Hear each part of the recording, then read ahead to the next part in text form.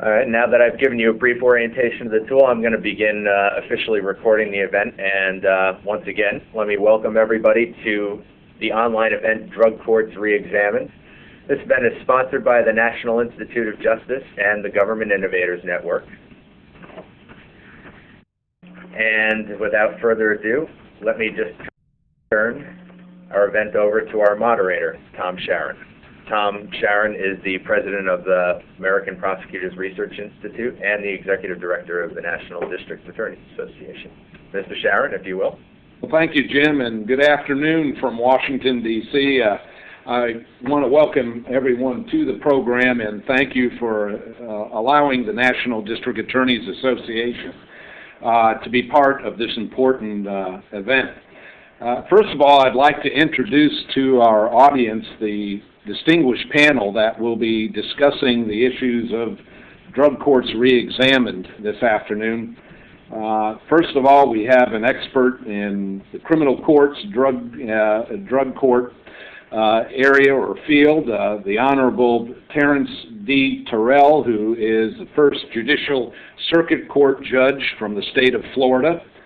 Our treatment expert panelist is Dr. Peter F. Luongo, who is the director for the Maryland Alcohol and Drug Abuse Administration. And finally, our research evaluation expert, Mike Rempel, who is the research director for the Center for Court Innovation. To give you a little background in today's event, need to start back to the inception of drug courts. Since the nation's first adult drug court began in Miami-Dade County, Florida in 1989, specialized court programs have proliferated. As of 2005, there were 937 adult drug courts operating in the United States, in addition to program variations including family drug courts, juvenile drug courts, domestic violence courts, mental health courts, and reentry courts. The goal of adult drug courts is to reduce criminal offending related to substance abuse and dependence without jeopardizing public safety or due process, and thus to increase trial capacity for other serious criminal cases.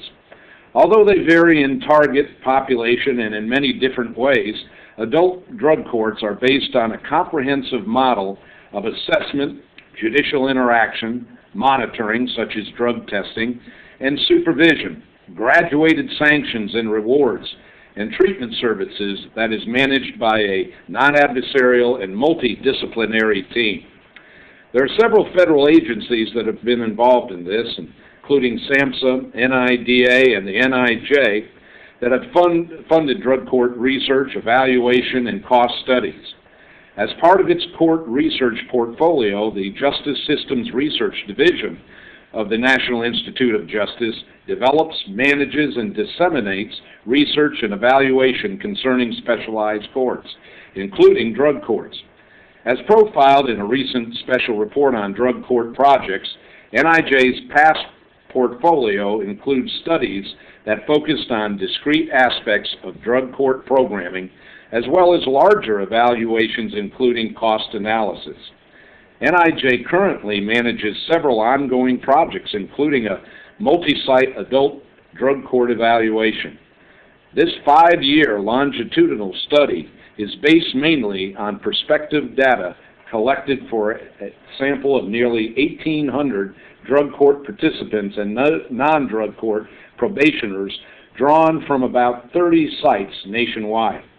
This study will be described by one of our panelists today, Mike Rempel, and the research questions will include: what is the impact of adult drug courts on alcohol and other drug use, criminal recidivism, employment and other functional outcomes, what community, program, and offender characteristics predict these long-term outcomes, how do changes in short-term outcomes like offender perceptions and attitudes mediate the impact of programs on long-term outcomes, and are the cost savings attributable to drug court programs.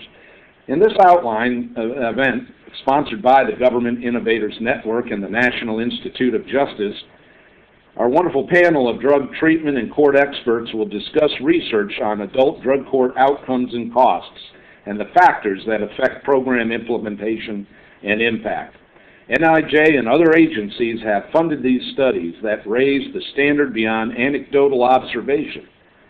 But whether a large multi-site research study or a small local program evaluation, we need to place projects in their real-life context and to identify practitioner issues that inform our research agenda and interpretation of findings.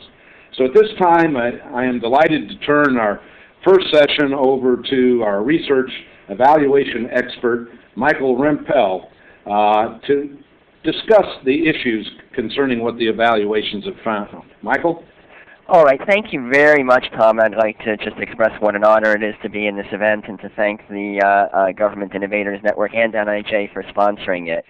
What I'd like to do, and I've been asked to do this in about 10 minutes, so I'll try to do just that. What I would like to do in that time is run through a somewhat longer presentation that hopefully will give everyone in the session at least some idea of some of the research that has been done and perhaps a little bit of the research that is going to be done about drug courts, and then hopefully along the way give some idea of how the nature of the research that's being conducted has changed, in particular from questions concerning whether adult drug courts work to questions having more to do with how and why they work and which particular drug court practices are most effective.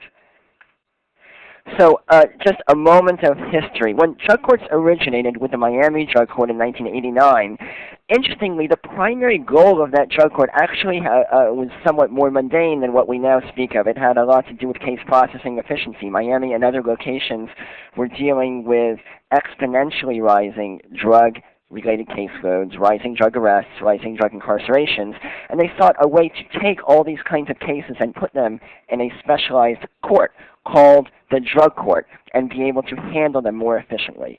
Now, by the early to mid 1990s, this goal was soon supplanted by the ones that we now most commonly identify with adult drug courts, namely public safety, which is expressed in reduced recidivism, and rehabilitation of the offenders.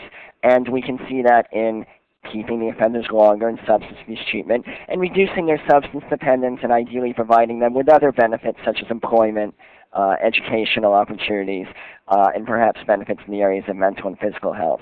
Okay, so what are we going to do in the next 10 minutes? I'd like to give an overview of two questions. Do drug courts work? Namely, do they achieve these goals that we just discussed, and in particular, the ones dealing with offender rehabilitation and public safety that really came to take over the landscape? And then what I'm going to refer to as second-generation questions, namely, how do drug courts work? Which are the drug court practices that are most effective? So let's start with do drug courts work? The research that has looked at this question has by and large looked at two types of measures: retention and treatment, and recidivism. These measures have been taken to imply others, so that it's assumed that if participants are retained in treatment for a year or longer, based on past research in the treatment area, it's assumed that retention and treatment will produce other benefits, such as reduced recidivism, less drug use, and so forth. So that's the first indicator. And here we see the drug courts actually perform quite well. It's surprising to many people to see how low the retention rates are in general for people entering treatment. If you were to just take someone attending a treatment program, they would have about a 10 to 30% chance of being retained after 1 year, depending on the program you were talking about. Drug courts there are various estimates regarding retention in drug courts, but the best estimate that we can probably arrive at would be 60% retained after 1 year. Some studies, such as one we did in New York, show actually slightly higher retention rates, a median of 66%, but others show lower. So 60% is probably a good 1 year retention rate, and you can see that this is much, much higher than the general retention rates that you see among those entering treatment. If you were to look at drug court graduation rates, you would see about a 50% national average, which again compares to more like the 10 to 20% range for treatment nationally. Now, if you were to turn to recidivism, which is a second indicator that has commonly been researched, again remembering that this indicator is designed to imply others, such as reduced drug use, again you see generally positive results. The adult drug courts generally reduce recidivism when compared with conventional prosecution. And this finding has appeared in a series of literature reviews that are noted in the first bullet that all of you should now be seeing in the PowerPoint. In terms of the extent to which drug courts reduce recidivism, it is not as great as is sometimes advertised.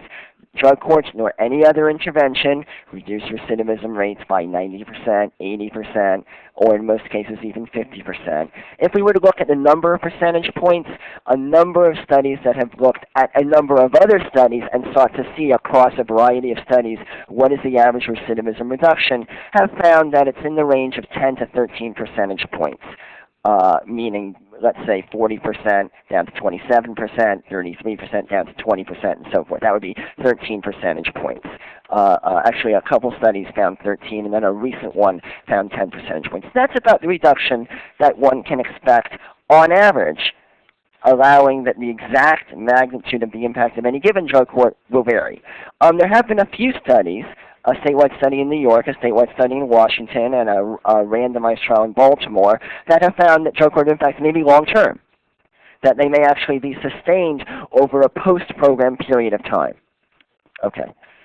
So just to provide a little bit more of a concrete illustration, I'm just going to show a slide from a study we did in New York State. And so for all of you looking at it, the dark blue bars reflect drug court participants, and there, in this case, we're looking at a reconviction rate. Their reconviction rate within 1 year after program completion, that would be 1 year after graduation for graduates, 1 year after release from jail or prison for failures, and 1 year after disposition or after release from jail or prison for the comparison group. So the dark blue bars are the drug court participants, the light blue bars are the comparison groups. And you can see across each of the various sites two findings that pretty much represent the literature.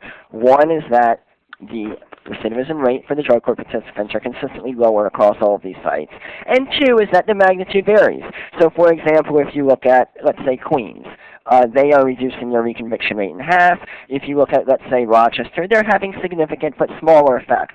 And perhaps in the discussion period of this webcast, we can talk about why some types of programs may have greater or lesser effects. Now, one theory that's been advanced about drug courts is that those who fail drug court may still benefit from having attended the intervention. And we sought to test this theory, and we actually found that it did not hold up. And this graphic just shows to illustrate it, although we actually, in conducting this analysis, attempted to control for other background characteristics that might influence both drug court graduation and recidivism. What we found is that, and you can see it visually in these bars, there's very little difference between the reoffending rates of drug court failures and the comparison group. Okay, the green bars being the failures and the blue being the comparison group. So where you really get your net benefit is with the graduates. That means that it's probably an interesting and important indicator what your retention rate or what your graduation rate is, because that will tell you basically the percentage of participants that are going to move you towards a net benefit. We actually did a sub-analysis where we looked at drug court failures that had received a lot of treatment and drug court failures that had received less treatment, and we found no difference in their reoffending rates. This kind of graphic also suggests that it may be important for drug courts not to overload graduation requirements. You want to be able to provide a realistic and significant amount of treatment, but if participants are kept in drug court too long, and if that causes the graduation rate to go down, that may have adverse effects. Okay, I want to skip very quickly over issues related to cost. This is, of course, a very important issue to policymakers, perhaps less important to drug court practitioners. The only point I really want to make on these slides, and then perhaps we can take questions on it later, is that there have been a much smaller number of studies on issues of cost than on recidivism. That's simply because cost studies are more difficult to do. But that the studies that have been done have by and large found that drug courts save money, and that's actually the first point. The second point is that the savings that drug courts generate are long-term. On the initial case that bring participants to drug court, there may in some sites be net costs, because there are investments made in case management resources, there are investments made in a project coordinator, there's an investment in treatment. The savings come with recidivism. Drug courts produce reductions in recidivism. That leads to avoided future cases, and in essence leads to savings in the future.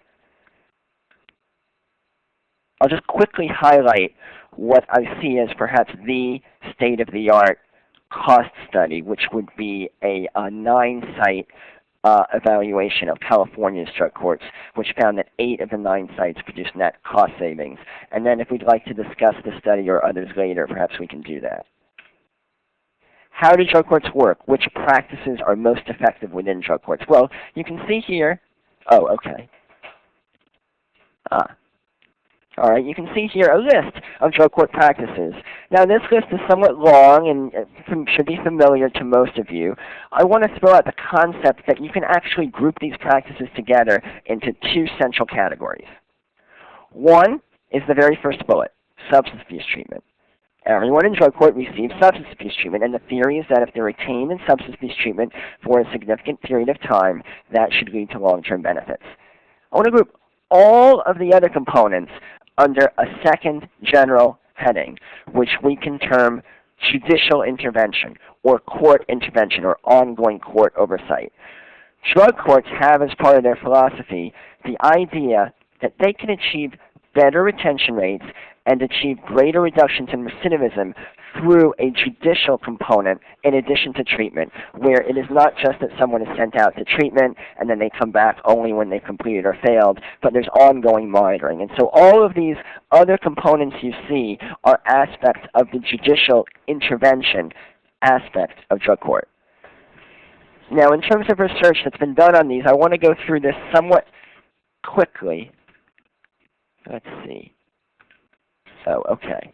Let's try skipping. Well, let's see if I can call up the one that I want. Mr. Rempel, did you want to stay with that second batch of slides and scroll through them? Is that what you were trying to do? Yeah, I think I'm actually missing the one that I'm looking for.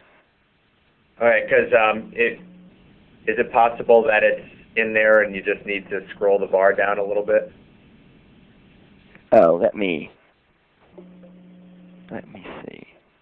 All right, it's not on 3. Ah, it is on 2. Okay, very good. Okay. Now I'm ready to go. Okay, I'm going to go through these practices very quickly. I'm going to try to take maybe about 3 more minutes, if that sounds good to Tom. Yeah, and fine, Mike.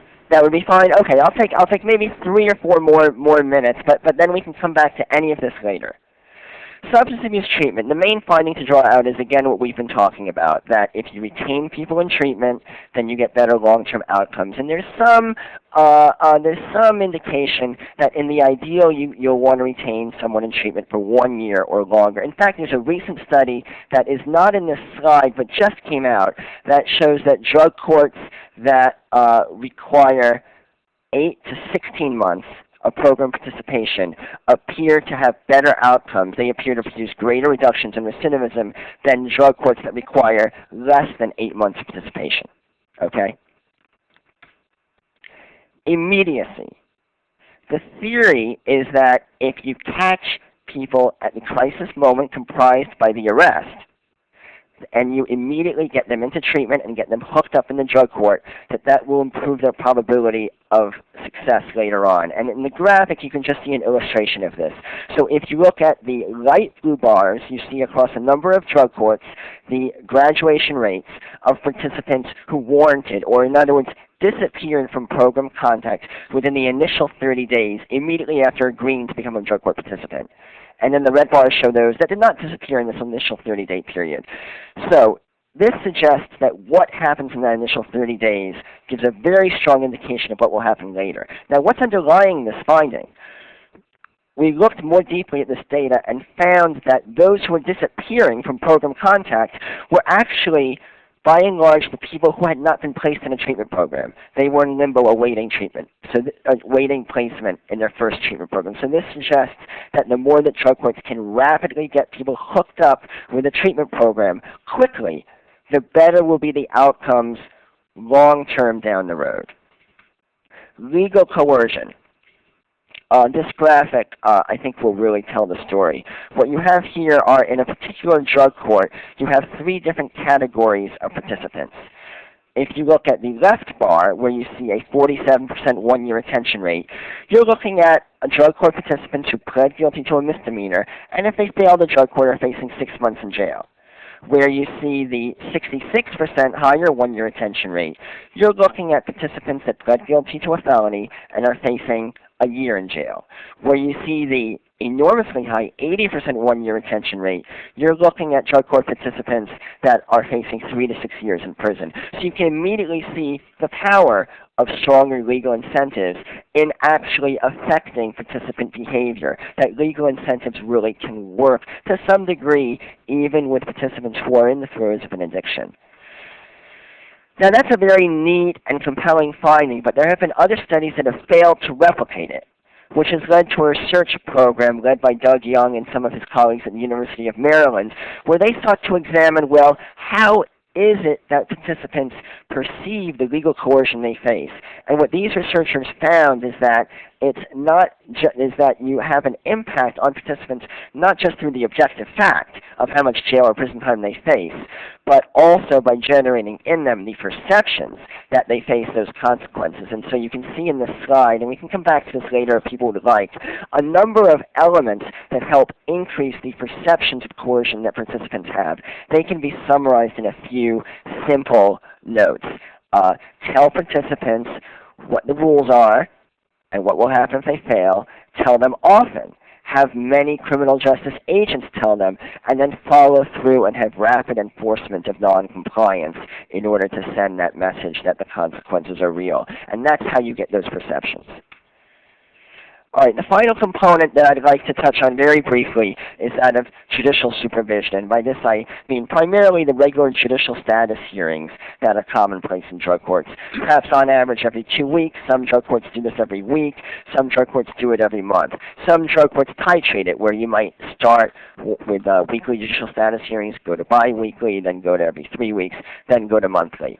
The first study to look at this was conducted many years ago, in 1998 actually, in a Washington, D.C. program. They had a very neat design here. They had one group of program participants who received, called the Sanctions docket, that's the first bullet, who received drug testing, plus regular judicial status hearings and sanctions in response to noncompliance.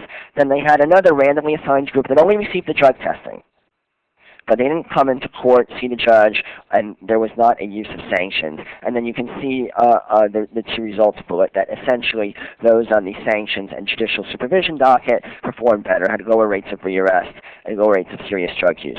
Now that was in 1998. A recent series of studies, which I'm going to just term the Doug Marlowe experiments, after a researcher based out of Philadelphia.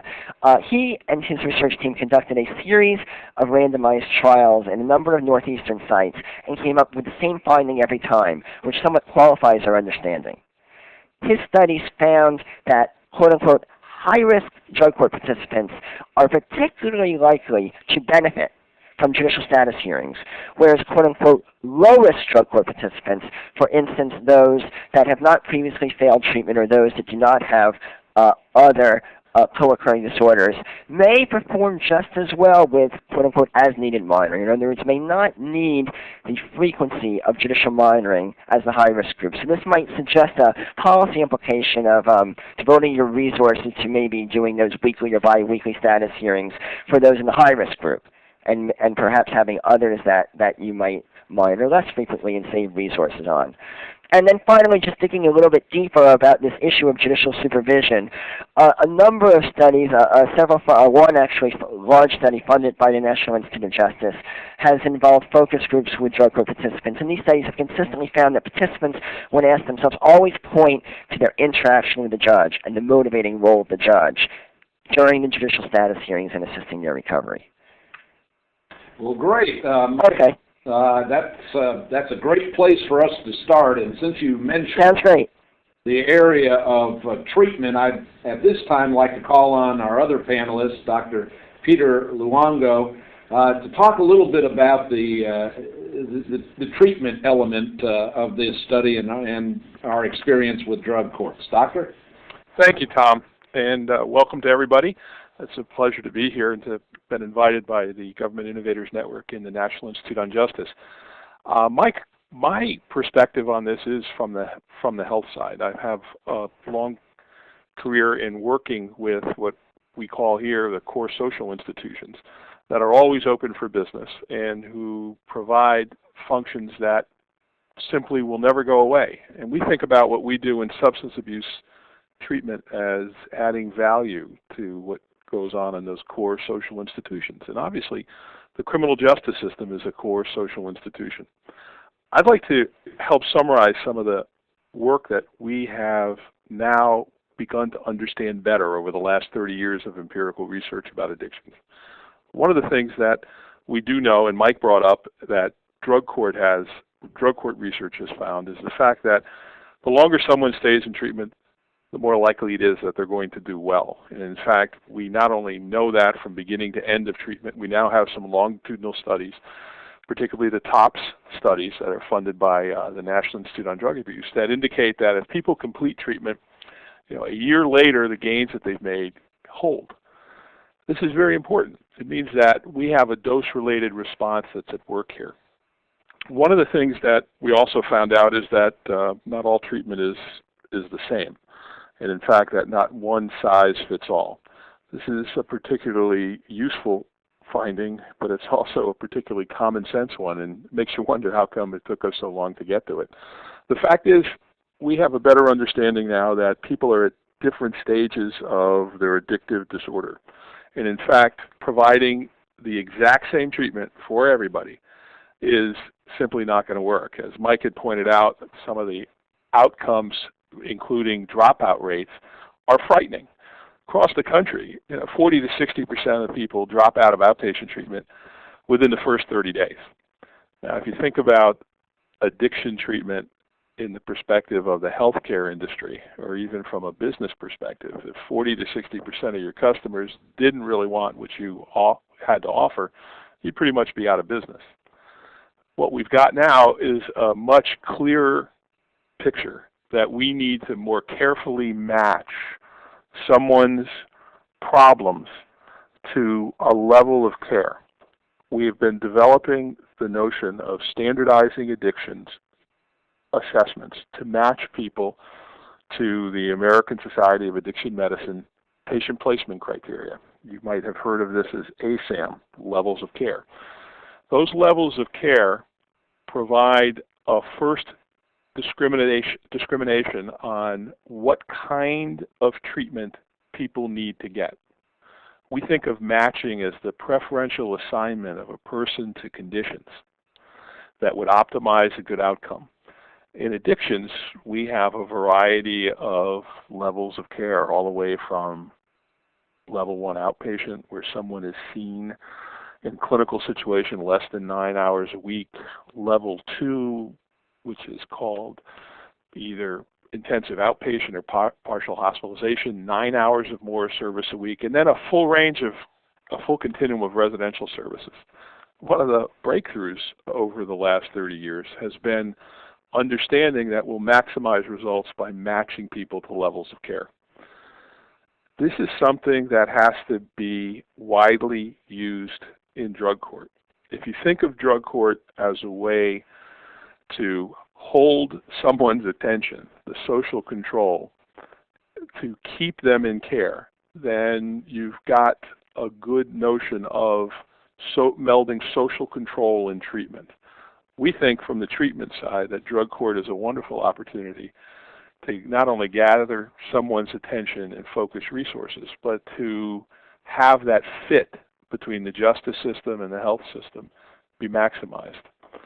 The problem is, if you don't do a differential diagnosis and treatment placement, you're bringing people into care, even though they're in drug court, a treatment level of care that maybe is inappropriate for them. We think over the years that this problem has been severely undertreated. Early drug court efforts in our state, I'm from Maryland, in essence gave everybody the same treatment. There really wasn't a discrimination made. The cut was really made by the arrest event and a criminal history. And I know that's very important. It needs to be there. Just as important is the health diagnosis. That person needs to be in the appropriate level of care. That makes all the difference in the world from the health side. The other issues that we've been working through and that you need to work through on the drug court side with the health people is that the court and the judge makes legal decisions and sentencing decisions, and the health people do the diagnosis and provide the care. One of the understandings that's been reached in Maryland that was affirmed in this past legislative session by the General Assembly and the governor was that the funding for treatment for drug courts was going to come through the health department, the department that my agency is in, so that we work with the state's drug treatment court commission. They provide the standards to set up drug treatment courts. They provide the standards and the technical assistance to do it and training. But the health side in the community provides the treatment. Those funds funnel through the same grant mechanisms to local health departments as all the funds for healthcare in addictions does. This is a very big improvement, and a major line being drawn that the health folks are going to be making those health decisions. So we think we're in a position now, and I think research is going to continue to improve on the fact that the people that get matched to the right level of care, get the right intensity of treatment, stay in treatment longer. It is consistent through the literature that people in the criminal justice system do stay in treatment longer. And melding the social control and the treatment is critical for the offender to get an adequate dose of care and to have a good outcome in treatment. Some of the promising practices on the treatment side that you need to be aware of, I think, are emphasized in drug treatment courts. First of all, this really is about learning theory, that it's more likely that someone will act well if their good behavior is reinforced. They are likely to extinguish a non-productive, maladaptive behavior if, in fact, there's some negative consequences. So being able to provide a platform, which we think drug treatment court and treatment provide, for someone to experience appropriate rewards and appropriate consequences is not only the right way to go, it fits our understanding of learning theory, and it fits some of the behavioral theories and therapies that are really working very, very well right now in addiction treatment. Well, Doctor, I guess then one of the messages that I think needs to be highlighted here is that not all treatment fits all offenders, and that these drug court programs really should be looking at a very effective evaluation from the front end. Absolutely. And there's also, by the way, no particular reason to create an idiosyncratic or unique evaluation. I understand that from the criminal justice side, there needs to be an evaluation about dangerousness and safety.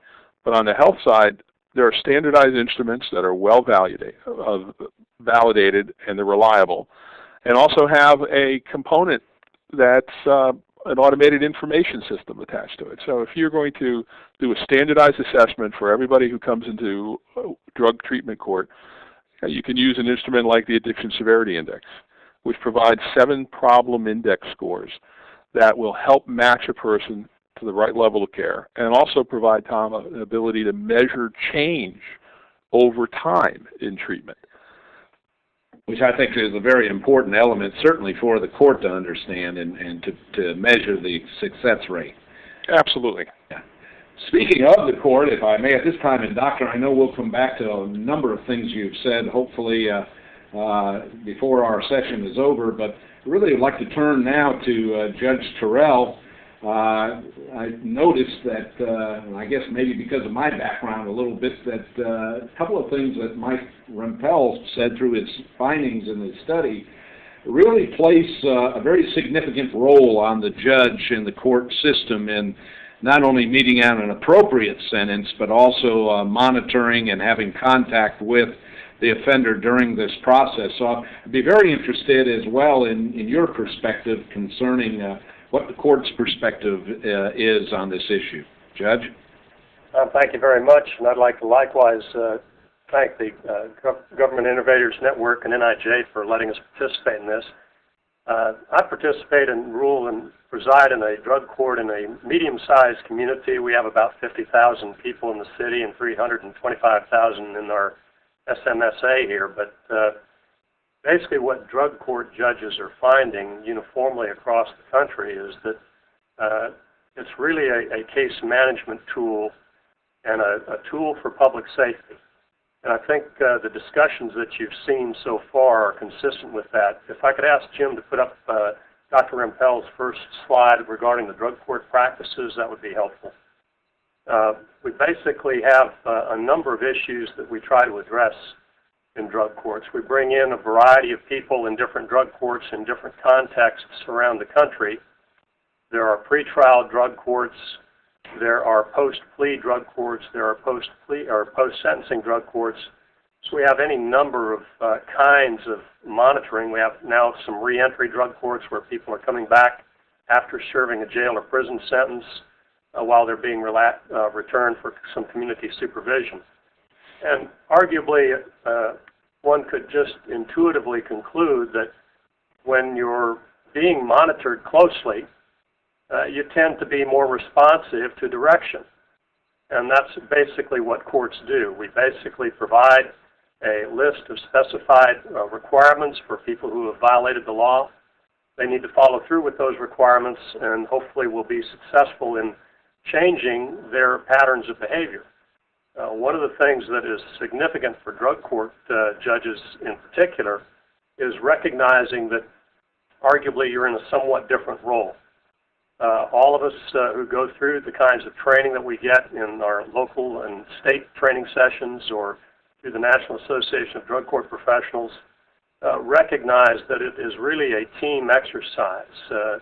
Most of the drug court judges come from varied backgrounds, and we truly tend to focus on the kinds and quality of recommendations from our treatment providers in determining how best to proceed with participants who've come in. And recognize that in our community in particular, and I suspect elsewhere in the country, people who are engaged and embroiled in addiction can be incredibly manipulative. One of the challenges for drug courts where you have multiple judges presiding is to try to have a certain uniformity of response, because I've found over 10 years of doing this work that any wrinkle in the process can be exploited.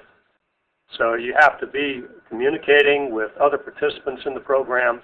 In effect, the judge has to take off the robe and listen to the others involved. That includes the treatment providers, it includes the corrections professionals, and get the different participants, prosecutors, defense attorneys, and those involved in these individuals' cases engaged in critically analyzing and reanalyzing and moving the cases forward.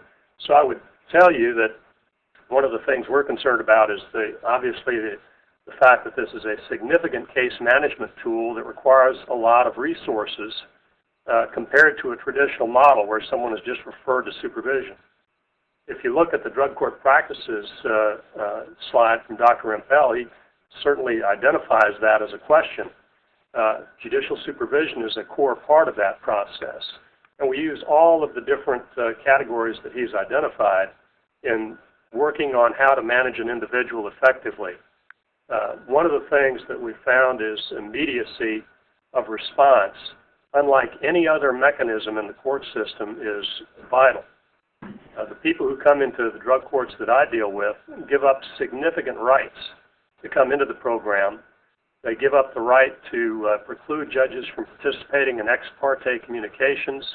They give up rights of confidentiality that state and federal statutes provide them when they're in drug treatment. They give up certain rights to basic legal process. In other words, we may not be required to go through having an affidavit submitted and having a judge review that and having an arrest warrant issued, having them arrested and put on a criminal docket and take several weeks, if not months, to get their case back before the judge for review. In drug courts, Typically, a judge may be provided an email or a fax or get a phone call and can take immediate action and issue warrants, have people remanded to custody if that's appropriate or into whatever the model in the local drug court may be, as far as responding to any reuse.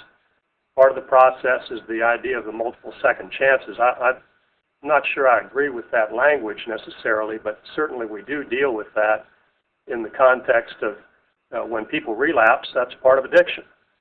And so we try to find a therapeutic way to encourage them out of relapsing, encourage them to use the tools of recovery that they're taught when they're going through their treatment program. So we have all of those things that are critical components of this. One of the difficulties we've had historically has been proving a negative. In other words, how do you prove that getting people in drug court, which has in some circles been viewed as a bit soft on crime, I suspect, how do you prove that really it's very hard on crime, your community is safer, people stop committing crimes and become tax-paying citizens in ways that we would all hope they would become? That's one of our challenges, and now the empirical data is starting to support, at least in some degree, what those of us on the ground are seeing anecdotally. One of the things I did was I asked Dr. Roger Peters, who is with the University of South Florida and who is a member of the Florida Task Force on Treatment-Based Drug Courts, to send us some information. And one of the things he forwarded to me to refer you to was the 2005 GAO study about governments and recidivism. Jim, I don't know if we have that up, but if page 74 is available, if you have that, that would be helpful. Basically, what the study did was, following up on the 1997 study, is establish that there is some truth to the concept that drug courts do make communities safer. In the basic case management context, they are a bit more expensive because, of course, you're referring people to frequent treatment. You're having them come to court more frequently than they do in the traditional model. You're basically monitoring their cases more closely than they would otherwise. So that has a cost factor to it. But when you overlay that with the idea that these people, if they're being closely monitored, are generally not committing crimes, or committing crimes less frequently, or committing crimes of less severity, then you have the next layer of analysis, which discusses the community safety issue. And that's, I think, an area of future research that has been suggested by the discussions that have preceded mine. Basically, we are seeing a significant issue identifying the potential public safety aspects when you don't have homes being burglarized, when you don't have drug crimes being committed, when you don't take up jail beds or put people on supervision, when you don't have people being injured in commission of crime, how do you quantify pain and suffering, or the lack of it by people who aren't being victimized? I think you see a significant potential that the research will hopefully support in the long run. On page 74, I see the GAO study is now coming up. They start discussing that factor. And I think in Dr. Rempel's materials, it's likewise suggested that that's a real potential positive of this that's just now being recognized. This is a very intensive law and order program. It provides immediacy of response to aberrant behavior that is nowhere else experienced in the court system. And it provides for hopefully a greater level of community safety and less criminality that will benefit all of society. Well, I think, Judge, that may be the linchpin for us to maybe open it up to some discussion. I'm particularly interested in your comments about community safety, because certainly coming from the prosecutorial role and as a prosecutor, incidentally being an elected prosecutor for many years, the big issue that the criminal justice system has to answer for the citizens is the court, when the day is done, making our communities safer. And I think that's a very significant point that you make, that's probably the next area that a lot of emphasis or a lot of study needs to be on. And part of that analysis will include that other states like Florida, which just this year has adopted some development of some critical data elements and performance indicators on a uniform basis for gathering of data to give the research a sound basis and a consistent basis of analyzing what our outcomes are and what the factors are that influence these outcomes is something that hopefully will spread nationwide. Yeah, Judge, this is Pete Luongo.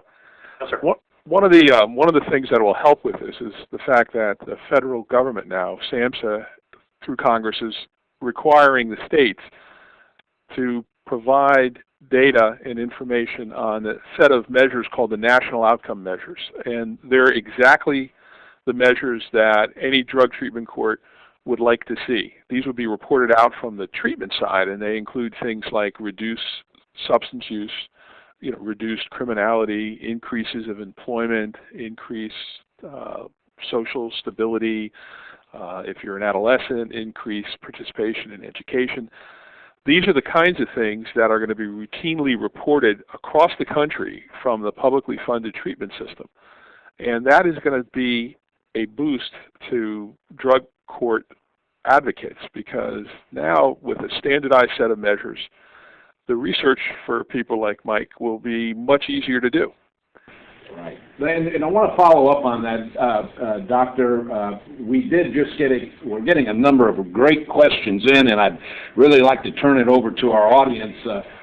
But you just touched on something, and we had one question come in from one of our viewers who said, Doctor, do you feel that the criminal justice system needs to develop a standardized screening instrument to more appropriately discern who should be included? And the concern of the caller was that the criminal justice level, we are screening people out who could benefit from drug court. For example, if a person has any violent convictions, they're automatically screened out. Could you speak to what a standardized screening instrument would be and how that would be appropriate in this arena? Well, I can speak to the standardized screening on the health side, not as well on the criminal justice side, because it appears, I know in Maryland, that each local jurisdiction, each county in Maryland, is designing its own entrance criteria into drug court. But on the other hand, entrance into the treatment system is governed by a standardized assessment which matches to a level of care. So there really are two different assessments that go on here. One is this a candidate who, because of their criminal background and public safety concerns, can enter into drug court? And then the second assessment is this somebody who's going to be able to benefit from treatment, and what kind of treatment, and is that treatment available? So there are really two different assessments here. On the criminal justice side, there are some standard measures that are for deciding on whether or not someone is a danger. I'm less familiar with those than I am on the substance abuse side. I see. Well, in the follow-up also, another question is really kind of looking back to Mike Rempel, some of your findings.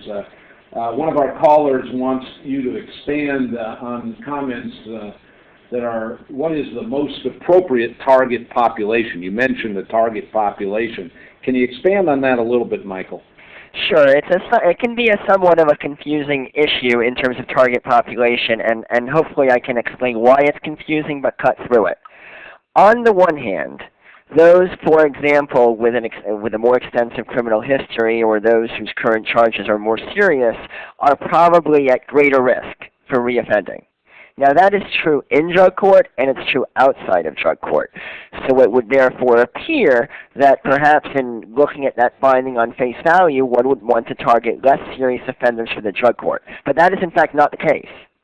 Because although your more serious criminal justice populations are more likely to reoffend in any case, they also are more likely to achieve a relative benefit from the drug court. In other words, you may be able to get a better bang for your buck with, let's say, a felony offender than a misdemeanor offender. Why? A lot of that has to do with some of the information we were talking about earlier in terms of legal incentives. With some of the more serious offenders, they're facing more time, so therefore you have a little bit more leverage to help motivate compliance. And so they can actually get a greater relative benefit from the drug court. So speaking on the criminal justice side, that might be a general framework to understand with drug courts, that although your more serious population is in general more at risk, they actually can get a greater benefit from the intervention. And that's echoed in the Doug Marlowe research on judicial status hearings, which again finds that judicial status hearings are actually most effective with a quote-unquote high-risk population. And Michael, another question that's come in that maybe you could follow up on, and I'd also be interested on Judge Terrell's comments in this area. We had a question that says, has there ever been a study to determine whether a drug court, which does not include a treatment component, but it includes all the other key components, has any positive effect on recidivism? That would be a great study to take place. There was an attempt to do just that study. Maybe I can scroll back to the relevant slide if I can remember which PowerPoint it's in. Yeah, let me scroll back to something here. All right, if we look at this slide here, back to the Washington, D.C. study, they had these two dockets that I referred to earlier. Now, neither of these dockets required treatment. So in essence, this was a study of practices not including treatment. One population received the drug testing plus supervision and sanctions. One received drug testing only. Now, the way this study was initially configured was there was actually a third docket, which was a treatment docket. And had the study been completed in that fashion, we could have actually compared those who received treatment without the judicial supervision to those who received supervision without the treatment, for a variety of reasons that actually didn't take place. I'm not aware of a fully completed and effectively implemented study that has done that, but I think it's whoever in the audience asked that, I think it's a terrific question. I think it would be interesting to see what the effect would be of the judicial component without the treatment component. The theory would be that it would not be as effective as both, but it would be most interesting to study. Judge, what are your thoughts in that area, maybe through your experience as well as what you know in this area? Well, in a slightly different context, I can see that we're really talking about a problem-solving issue. And a lot of the concepts that have been used in drug courts have expanded into other problem-solving courts, like mental health courts, truancy courts, things like that, where there is more frequent and intense judicial monitoring, where there's not substance abuse. And that is working in that context to resolve the problems there. I share the idea that it would be very valuable to do a study in this regard to see if the issue of treatment makes a difference. My sense is, and having seen people who have finally embraced the concept of recovery and treatment, is that we could probably see some significant differences. Yeah.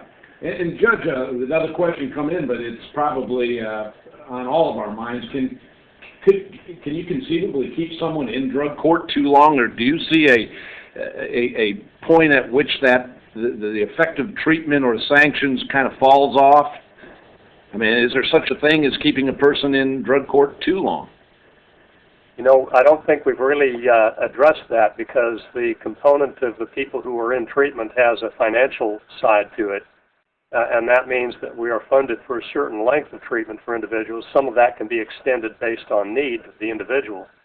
So I'm not sure that that's ever really been considered.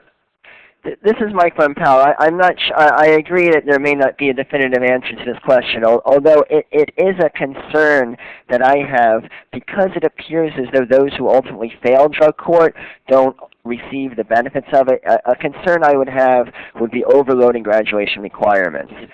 It may be that if you don't overload but have 12 to 15 months of treatment and then get people out and back into the community, that you may actually have a more successful outcome than if you're really keeping people in for 15, 18, 21 months. Now very few drug courts have minimum graduation requirements of that length of time, but what can sometimes happen is you might have a 12-month minimum, but because of the things you have to do in terms of clean and sober time to hit those 12 months, it may take much longer to actually graduate. It is a concern. I would actually be interested in Peter's thoughts on it from a treatment perspective. Just to say, Dr. Luongo, what's your thoughts on that issue? Well, this is Pete Luongo. Again, one of the things that the health literature tells us is that consistently we've not engaged and retained, and we've undertreated this problem.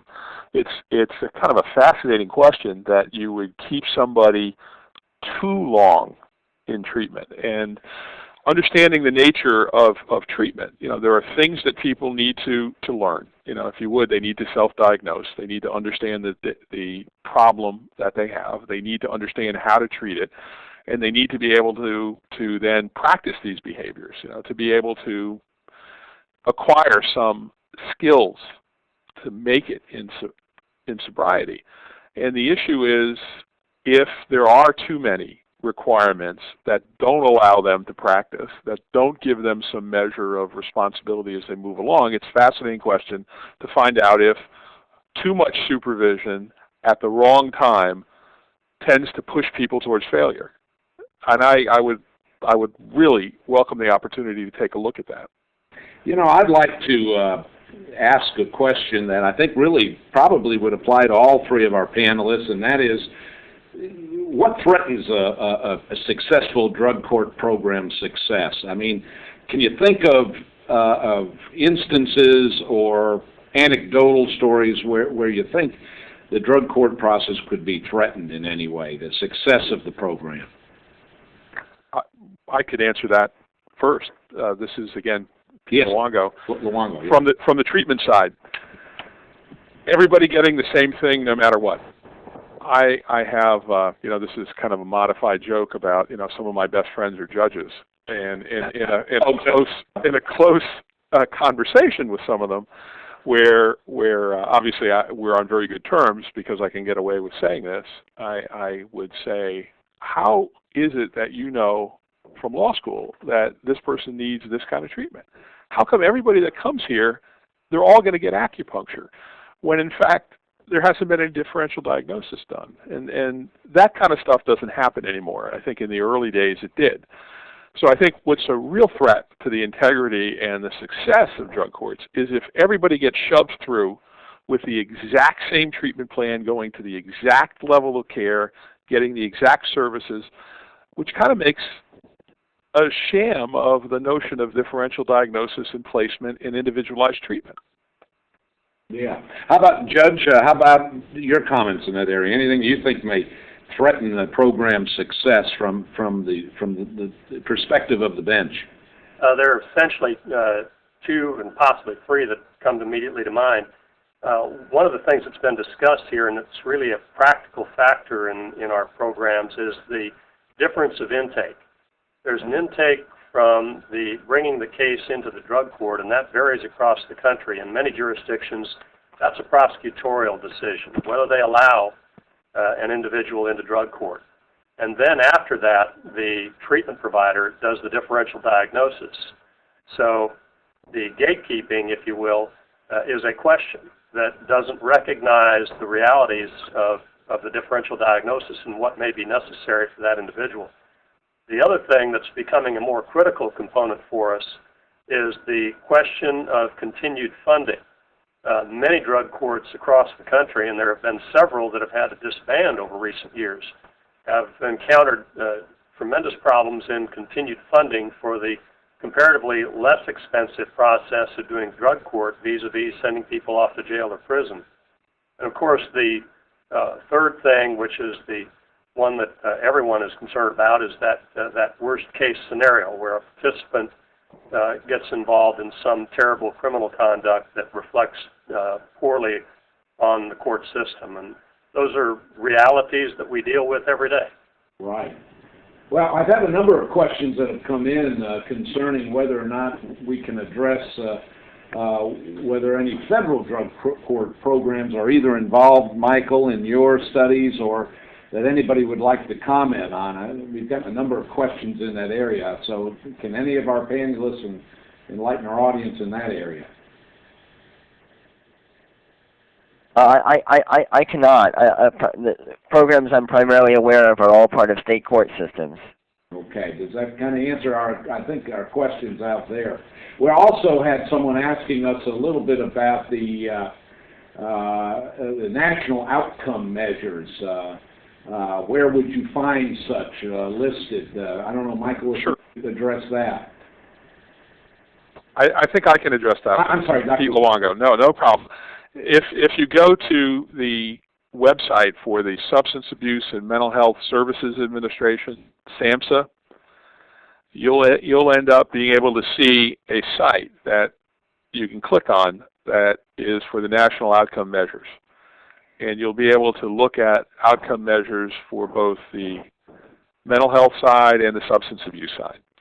And in your respective states, my counterparts, the single state authority is what they're called, the SSA, are all now required to report on these national outcome measures to SAMHSA as a condition of receiving the federal block grant each year.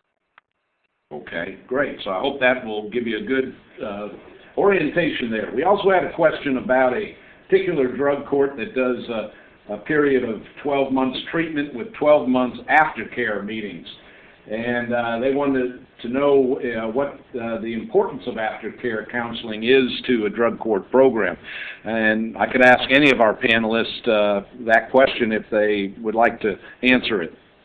This is Terrell. It basically would suggest that it establishes stability in recovery and validates that the person has understood the treatment lessons they've been given.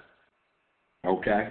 And any other comments in that area by our panelists? Okay.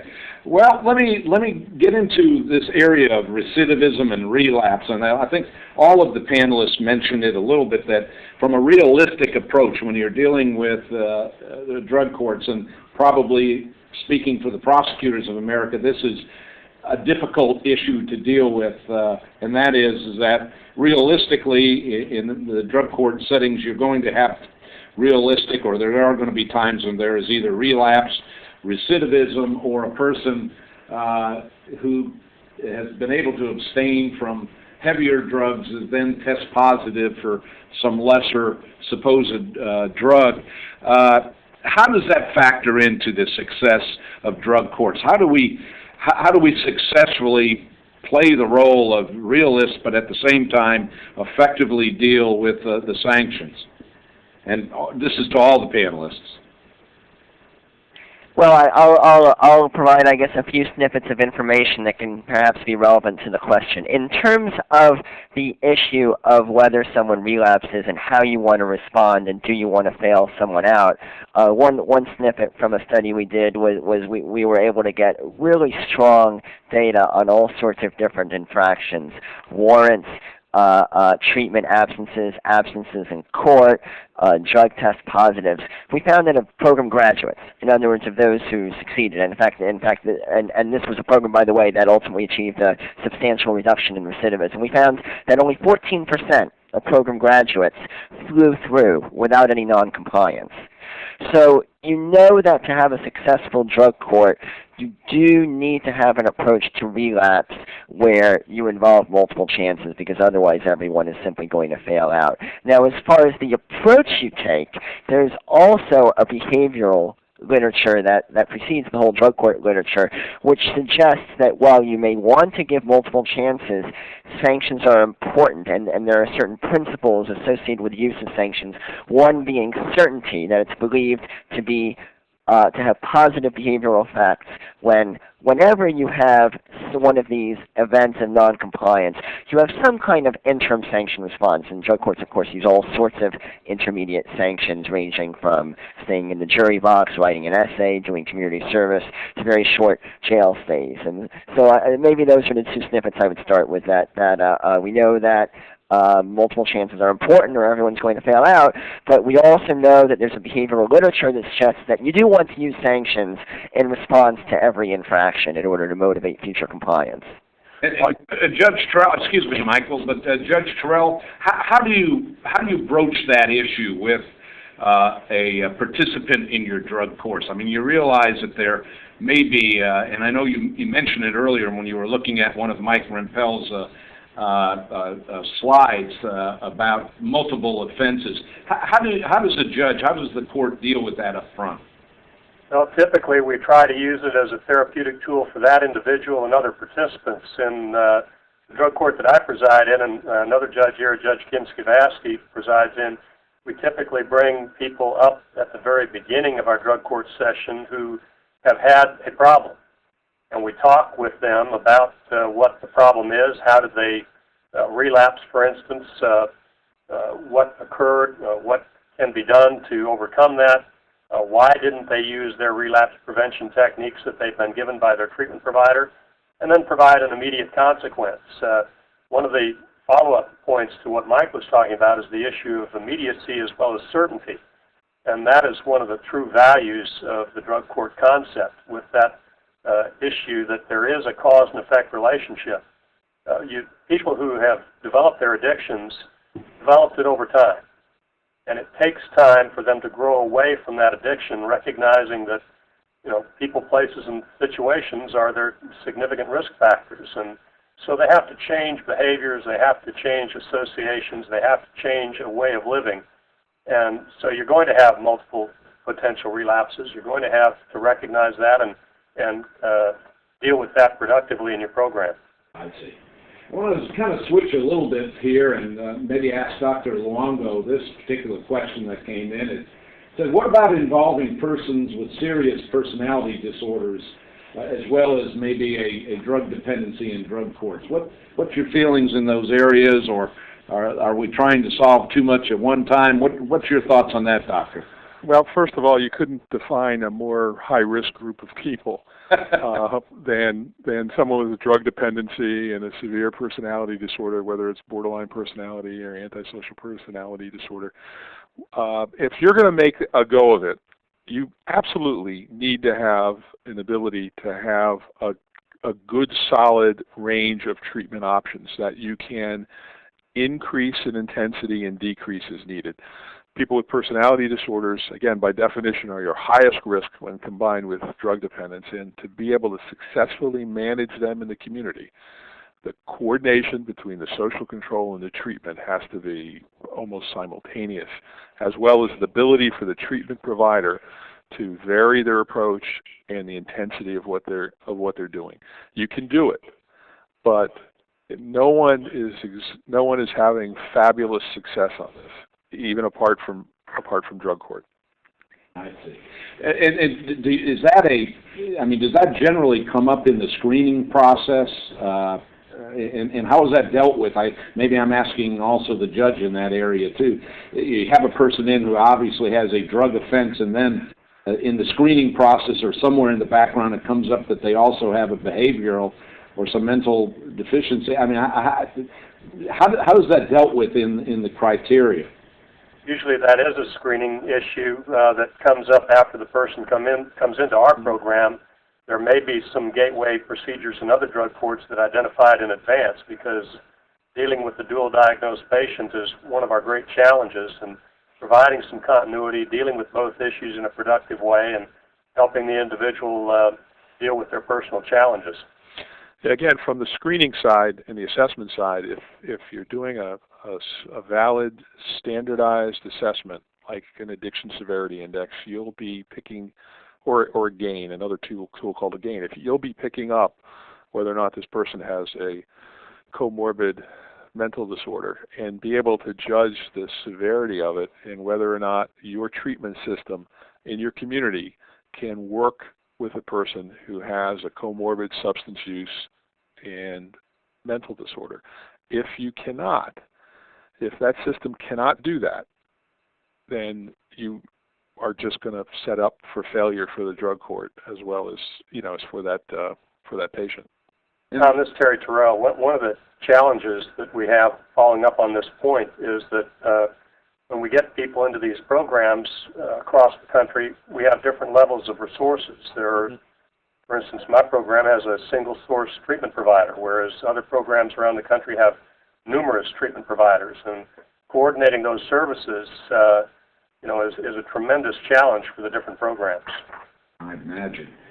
We have another question come in. Dr. Luongo commented that in order to maximize results, drug courts should match people with a specific level of care. And this reader says, this attendee says, I have read research about how, quote, high-risk offenders have gradually been more accepted in drug court programs. What about individuals who are one-time, wrong place at the wrong time offenders, young teens who are not addicted to drugs?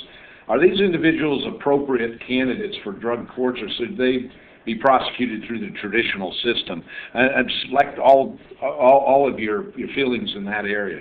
Okay, well, I can tell you that in Maryland, that would be someone who wouldn't end up going through the drug court process. There are diversion mechanisms with prosecutors' offices that would move someone in for pretrial supervision, successful completion of treatment, and a period of sobriety would allow the case to be dismissed or null prost. And it's unlikely in Maryland that someone like that would be handled through drug court. It's a very expensive, as has been pointed out, very expensive, labor-intensive, resource-intensive, and better targeted towards people who have had multiple failures.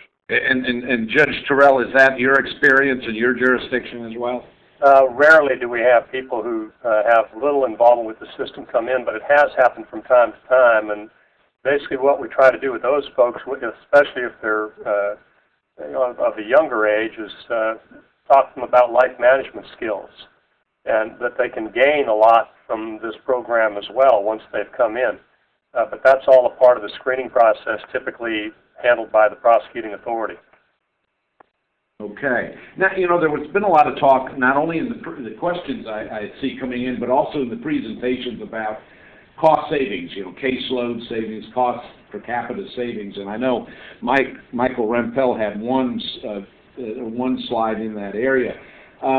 Is there any, through all of the studies that have come out, Michael, any studies that suggest what the cost savings of drug courts are? Yeah, I'm going to try to go back to the slide I skipped over. Let me go through this one. Just go through the one before. As I mentioned, there have been far fewer cost studies than recidivism studies, and that's because they're very difficult to do. In effect, you have to do a recidivism analysis to do a cost study, because most of the savings you're going to find are going to be as a result of reduced recidivism. If you look at the bullets to the green bullets to the right, you'll see 5 studies highlighted that are I guess all what you would call fairly to very rigorous cost studies. Of the studies that have been done, most of them focus on justice system impact. That is potential savings to courts, prosecutors, defense bar, corrections agencies. Although some believe that the greatest potential savings are in the area of victimization, and I think at least the only studies I'm aware of that have even attempted to estimate these savings are the 3 that are in parentheses by that. But at the very bottom bullet, and by victimization savings, we basically mean reduced recidivism. As a result of reduced recidivism, there are fewer people that are victimized by crimes, for instance, by various robberies, thefts, and so forth, by people who are trying to support an addiction. So that's a long way of saying that there are fewer cost studies than recidivism studies, but that those that have been done generally show positive results. The one that I really find to be the most interesting, and if someone wants to adeptly or quickly Google the NPC research website, perhaps we could even call it up, but it would be one that just came out in 2006 out of NPC research, and it was a 9-site study in California. What was particularly interesting about it, which you'll see in that second green bullet, was that it actually broke out the costs and savings across 9 sites to each of a variety of justice system agencies, court, public defender, prosecutor, and so forth, and showed for every single agency across each of these sites where the costs were and where the savings were. and found that, in fact, all of these agencies in 8 of the 9 sites eventually saved, but there were different levels of savings. And not surprisingly, which agency has the greatest savings? Well, it's corrections, because reduced recidivism means fewer people going to jail or prison on future cases. Mr. Rempel, can I just ask you to give me that website one more time? Yeah, it's NPC Research. If you Google NPC Research, it'll immediately come up and you'll get right on the website. All right, I'll call that up. You can continue. Thanks. Okay. And Michael, while we have you on there, the question has come in that you had commented that in a previous study you emphasized the importance of graduation as a predictor of reduction in recidivism. Does that imply that success may need to be measured individually for each client without compromising the integrity of the program, or do they comply to the program in general? Well, I mean, the success of a program results from the overall average success when you look at both the drug court graduates and the drug court failures. So you never want to say that a program is successful because because let's say it has 10 graduates and they have lower recidivism rates. I'm not sure if that answers your question, but when you look at the overall effect of a program, you always want to take an aggregate approach, look at both the graduates and the failures, and see how they compare to a similar comparison group. What I meant by the finding about graduation, I'm not sure if it's a predictor of success. Perhaps it's best termed an indicator of success. Those that actually get through the program are those that give you that net positive impact. And the reasons have to do with what I discussed earlier, that on the other end of the equation, it appears as though the failures, even if they receive a lot of treatment, if they fail drug court and are then sentenced to 6 months, 1 year, 2 years in jail or prison, the benefits of the 30 days, 60 days, 90 days of treatment they received a year or two earlier aren't seen when they get out. Right. And Judge Terrell, you mentioned earlier in your comments that there's quite a commitment from the due process point of view when these offenders come into the drug court arena, that there are certain rights, obviously, that they would normally have that they either waive or suspend. Could you address that a little bit as to how you deal with this and how that relates to the success of a drug court, the due process issues?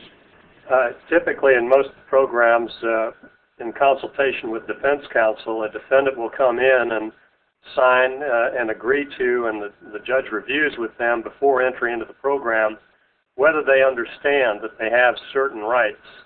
And by entering into the program, they are waiving or giving up those rights to be able to participate in the more intensive process of drug court.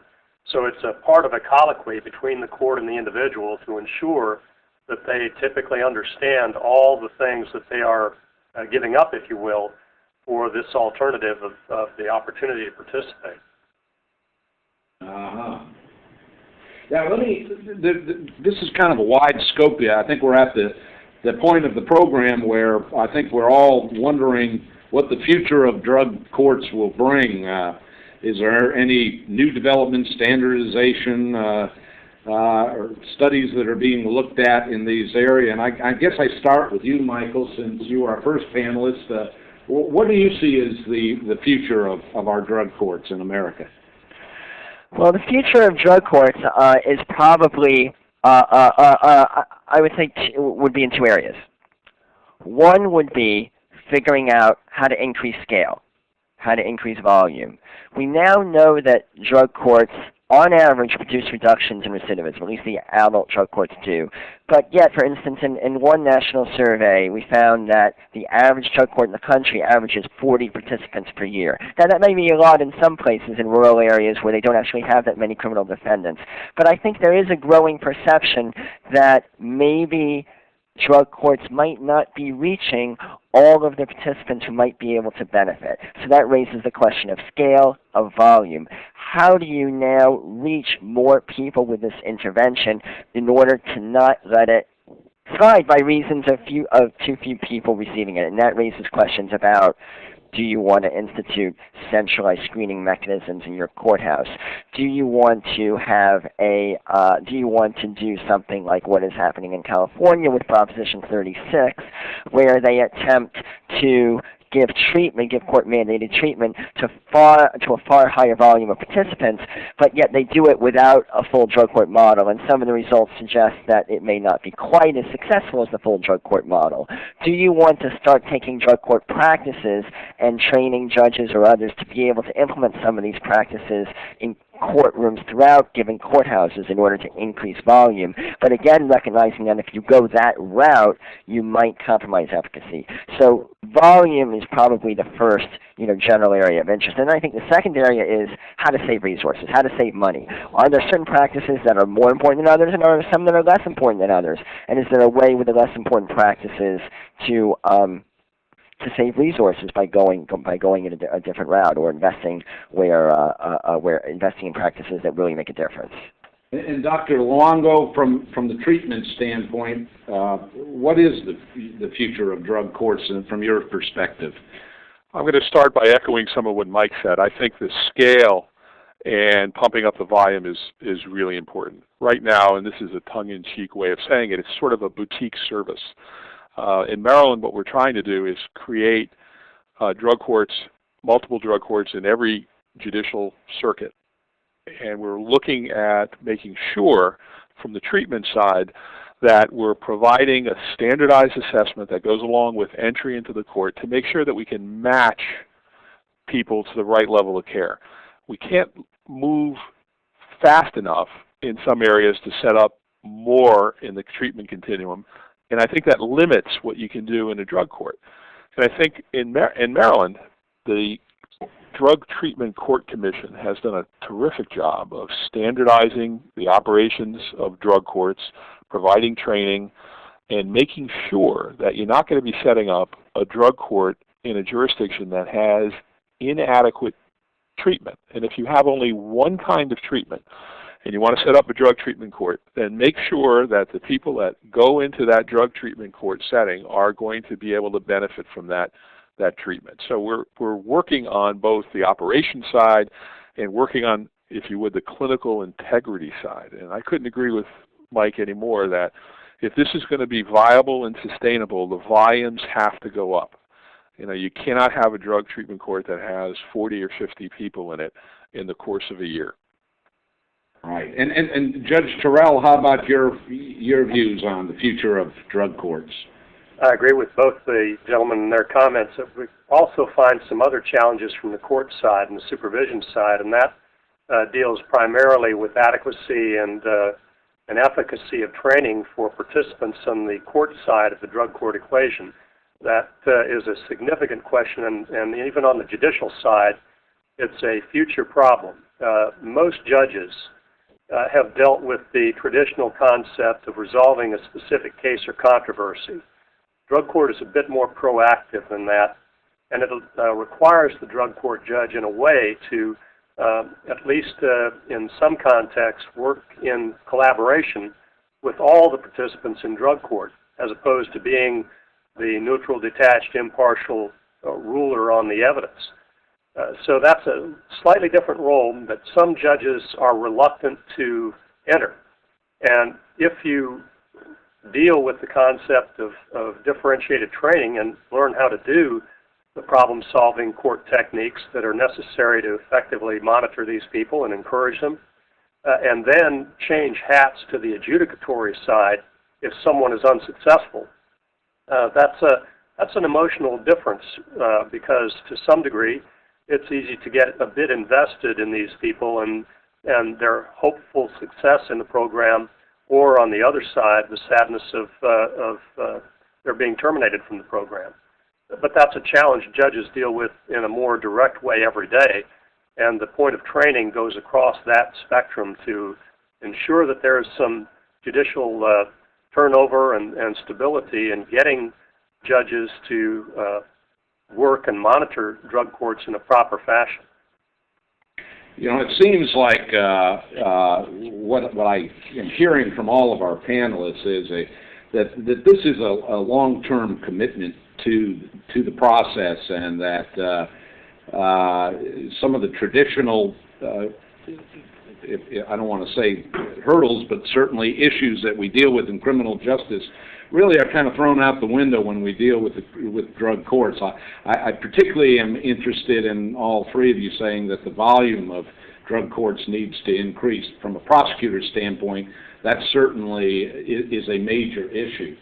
Let me just remind our listeners there's still several questions coming in, if I may, that deal with if any of our panelists have any experience with drug courts in the federal system. And earlier we had answered that question that I don't think any of our panelists had any experience in that area.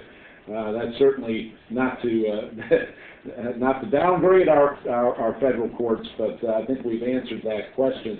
This is an interesting question as we're kind of getting ready to wrap up, and that is, what do we do about that offender? You know, we've talked a little bit about the offender who is accepted into the drug courts, and they, for whatever reason, they either have a relapse or they fail, and I think we've talked about the approach there. But how about persons who actually successfully complete the program, and then a year or 18 months later they're back there again?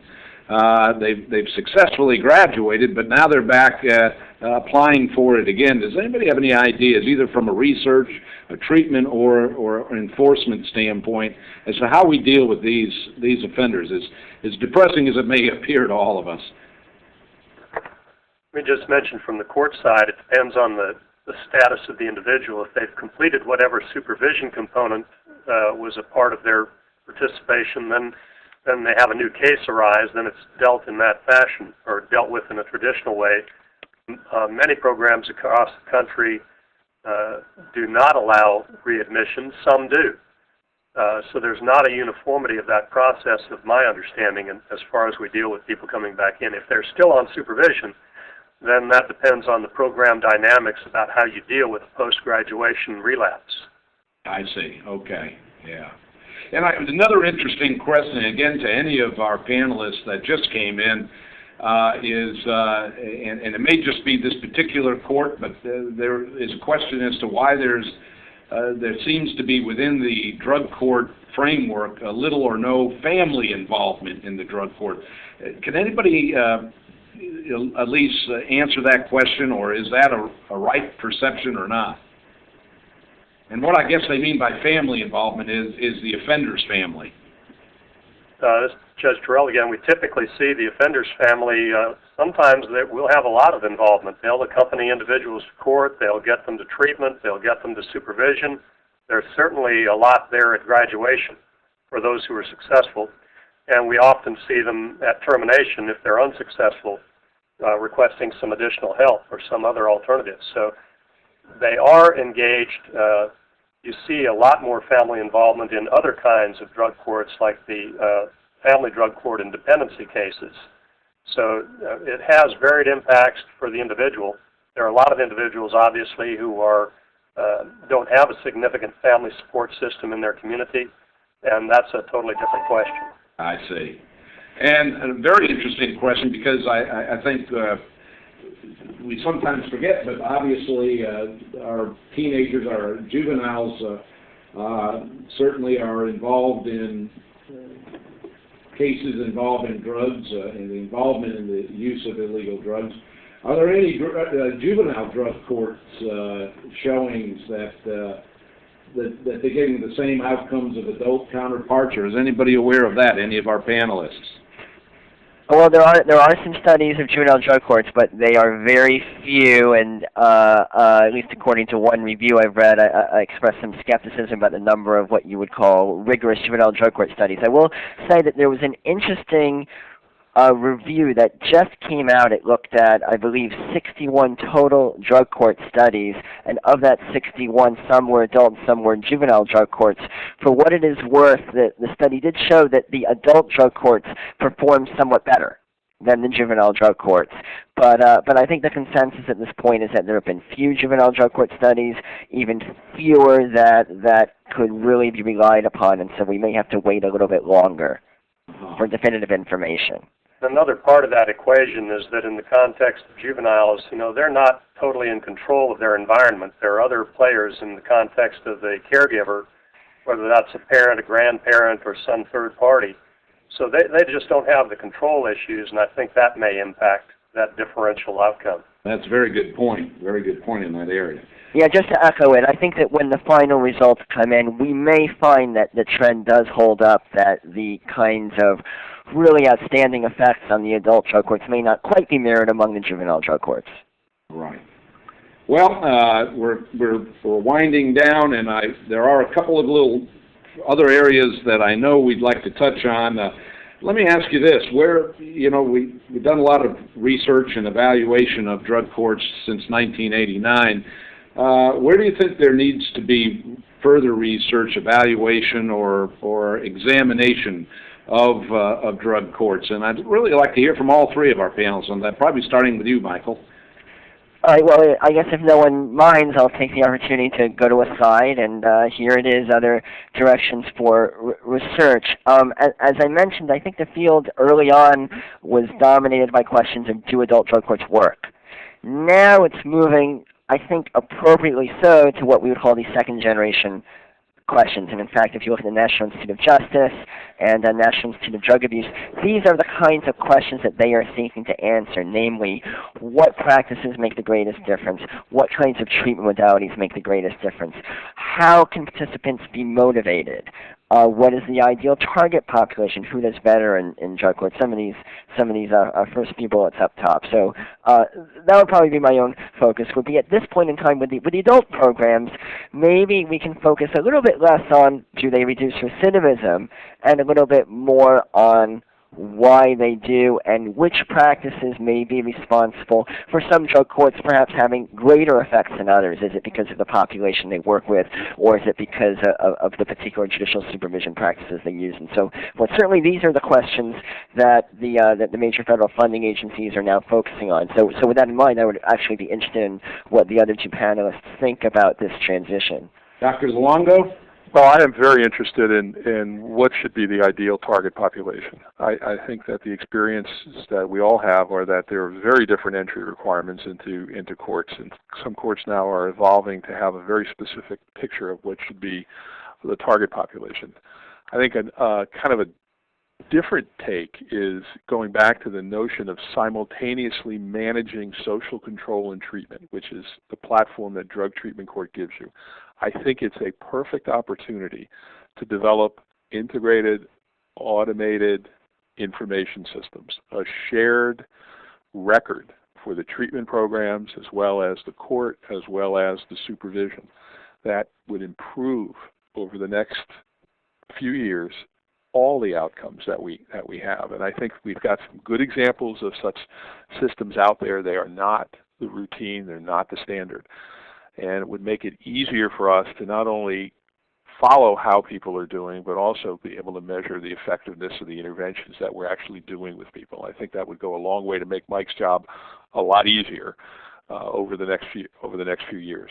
Thank you, Doctor. And Judge Terrell. In looking at the last data entry there, if I could ask Jim to pull up the drug court revised PDF document. Dr. Rogers had sent me, Roger Peters, sent me the copy of the Wilson, Mitchell, and McKenzie metadata analysis, and it really kind of echoes everything that Mike in particular has been talking about. And to follow up on what Dr. Luongo says, the court side of the data gathering process on a national basis needs to unify data collection issues so we can all be dealing from the same materials and doing the studies that need to be done to measure effectiveness and to suggest new alternatives on how to most appropriately deal with participants, who should be in the program, how should the programs be tweaked to deal with the individual problem. So I would share the comments of the other commentators here that there's quite a ways to go, and we're just scratching the surface. Excellent. Well, now comes the portion of the program where I'll ask my distinguished panelists to make some final comments if they so choose. So much of what all of you have said today is just so informative, and certainly from my aspect, and from my standpoint, and I know from just the number of folks who have stayed on the line as long as we have, that it's been very interesting to them too. So I think to wrap it up, I'll first call upon Michael Rempel, who I want to remind everyone again is the Director of Research for the Center for Court Innovation, to give us a few closing comments. Michael. Well, all right. I guess I'll perhaps pick it up from where I left off before. I think the history of drug courts, as I mentioned, has been one in which, although the first opened in 1989, it perhaps took until the early 2000s, until with adult drug courts in particular, you saw reviews like the one that was just called up by David Wilson and his colleagues, and other reviews beginning to show that adult drug courts do appear quite a bit more often than not to produce reductions in recidivism. Now you have a set of second-generation questions. I think that's where the field is going to move, and I think the benefit of this new research will be for drug courts to hopefully improve their practices, hone their practices, perhaps use sanctions in some slightly different ways, perhaps make sure that they're using a sanction each and every time there's an infraction, perhaps think about some of the recent research on judicial status hearings in terms of groups of participants that really could benefit from coming to court often throughout the period of participation, and others that might be able to benefit less. The second generation questions about which practices can help drug courts make more of an impact than they do, I think is probably the cutting edge, and I'll just leave it at that. Thank you, Michael. And from the treatment side, Dr. Luongo, I want to remind our audience that he is the director of the Maryland Alcohol and Drug Abuse Administration. Dr. Luongo.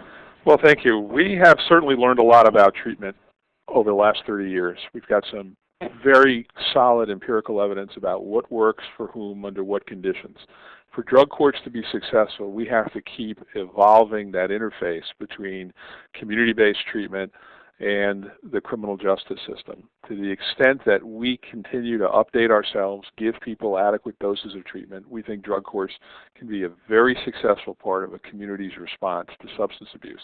It's very difficult to imagine that a substance abuse treatment system can be effective without having effective links and functional working relationships with the bench and with probation. And drug court gives us a very good platform to work from. And finally, but certainly not least, from the criminal court, drug court, the perspective, Judge Terrence D. Terrell, who is first Judicial Circuit Court judge from Florida.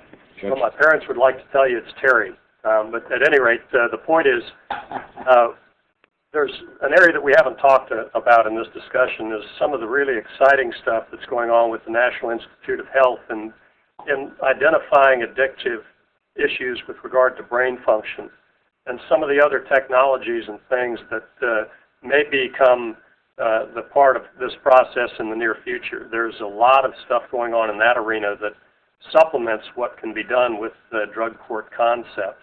A big part of what we have to do is educate ourselves across the spectrum among the different disciplines to respect one another, to exploit one another's strengths, and help build one another to help provide safer communities. Well, thank you, Judge Terrell, and all members of the panel. This has been just such an enlightening hour and a half, and from the prosecutor's perspective, let me just say that contrary to a lot of popular belief, America's prosecutors are continually searching for effective tools to deal with the offender of substance abuse, and drug courts have really been the answer in most, if not all, of our jurisdictions. Obviously, the carrot and stick approach is what is necessary from the criminal justice standpoint, but we also realize we're dealing with real lives here as well, and effectively managing the tax dollars and the caseloads that we have to deal with. Probably the most important aspect from the prosecutor's standpoint, as well as from all of our panelists, is that at the end of the day we can say that we are reducing the offenders coming back into the system, the recidivism rate, that we're dealing with offenders who will no longer offend, and that our communities will be a lot safer. With that, I want to once again thank our wonderful panel for their time. They've worked very hard to put together an excellent program for all of our attendees today. And at this time, Jim, if you're with us, I'd like to turn it back over to Jim Cooney to give any final comments, but on behalf of the panel, I want to thank all of our attendees and panelists. Thank you for a job well done. And thank you, Mr. Charron, so much for moderating today. That was fantastic. Thanks to our panel as well. I think it's safe to say that this is one of our most successful events that we've ever conducted, both in terms of the size of the audience and in terms of the substance. That was terrific. And what I'd like to do is direct our audience members to our text-based chat rooms so that we can give them the opportunity to continue discussing this topic if they wish. Our panelists are certainly not obligated to join in the room, but they are invited if they wish to. Actually, before I go to the instructions for going into the chat rooms, I just wanted to make a note of two NIJ events while we have the audience's attention. The first is the NIJ conference, which is July 23rd to the 25th. And the second is the 9th Annual Crime Mapping Research Conference, which is March 28th to the 31st. Registration details of these two events are forthcoming, and you can find them on NIJ's homepage when they're posted. And on to the chat room. What I'm going to do is ask all audience members who are interested to please first go to our homepage, and then from there, and I'm going to simulate this in a second, and then from there, click on the What's New box, which is at the top right-hand side of the screen. And then from there, you'll see two links, one to Drug Courts Room 1 and the next Drug Courts Room 2. And you can click on either of those, and then I'll be in there, as will Melissa Marmer from NIJ, to provide any technical assistance. But they're very easy to use, and I'm going to show you our homepage again.